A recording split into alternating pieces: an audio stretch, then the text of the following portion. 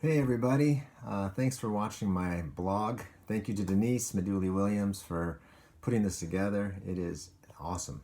I just wanted to share with you some little tips that I've learned over the years teaching online. I want to stress that my approach now has nothing to do, well, it's informed by how I teach online typically, but this was a face-to-face class. Both of mine were this semester and I switched them to online. So these are not really online courses. I'm just trying to survive and help my students succeed and get what they need.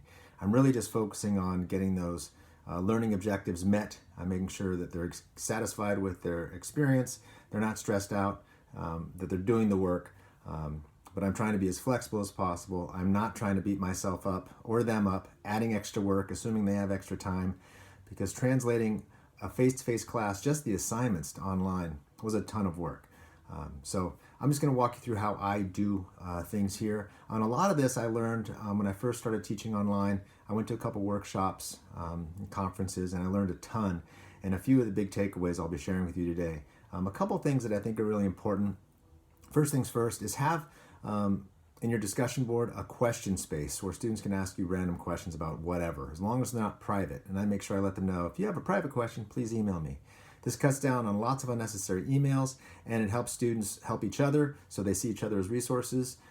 They help me. I actually give them a little extra credit every time they answer a question thoroughly or well. They can just go there to find information. I answer questions once, and after that I point students to it. I call it Ask Pablo. I think Blackboard started a Ask the Professor discussion board, so it's fairly common practice. If you're not using it though, I highly recommend it. It's a time saver, and that to me is what this is all about, saving time, because this can suck you in. Online teaching can really do that. To help our students not get sucked in, another thing I like to do, in addition to my Ask Pablo discussion board, is every week I send out an announcement. Most students have their Canvas set up so that they get notified every time an announcement comes in.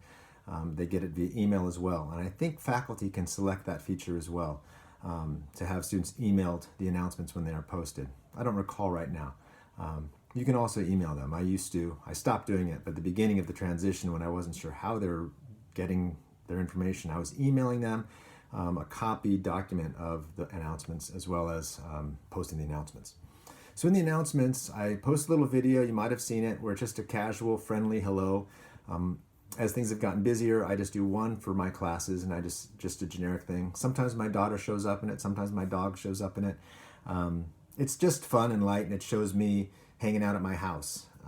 If you watch this one, I'm fairly cleaned up that morning. Sometimes though, I'm in a beanie and I'm all scruffy. It doesn't matter, I think, I just wanted them to see me working at home. I think it helps them relax, and I think one of the keys of online teaching, I think, is connecting with people as humans. And that's the reason I started doing that, just so they could see and hear me, so they know I'm a person, and I think they're a little kinder to me that way. And it helps them realize, oh, he's a person like me, or we can relate. And that's, I think, very helpful if we can maintain those connections, especially now when we're all isolating. Okay, so I shared with you the announcement, etc. What are some other things that I wanted to share with you? Oh yeah, one of the other big things I have that I've done in past semesters, and I'm continuing now, especially because students are struggling with, maybe they don't have certain technology or abilities. Since most everybody has a smartphone or knows somebody with a smartphone, I figure they can at least still access Canvas and then upload things to Canvas. I don't have them, they're not required to type anything. They can handwrite all of their work and take pictures of it and upload the pictures. Granted, I can't check those for plagiarism, but that's not my concern right now. Right now, I just want to get their work in. I want them to do the work, and I want to make it easy for them. If a couple kids cheat, hey man, that's their choice.